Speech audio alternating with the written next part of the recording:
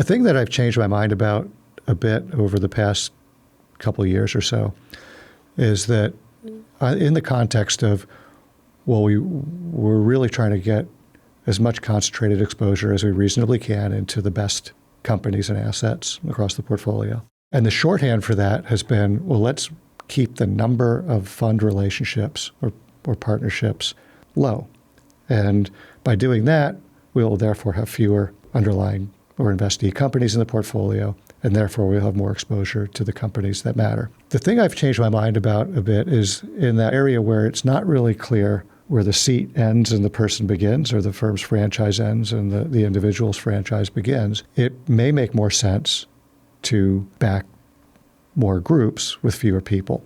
So, for instance, if you take a firm that has, call it 6 capital P partners, there are 2 partners in that firm that we would back independently and think that their own productivity is either independent of the firm or a big part of that whole franchise. And then there are the other 4 who could be very good, but we wouldn't back independently. What we get if we back that firm is the productivity of all 6. Yep. And we really want the productivity of those 2. And where I've modified my thinking a bit is instead of backing that firm, maybe we should be backing 2 or 3 firms of a couple of people or one or single practitioners.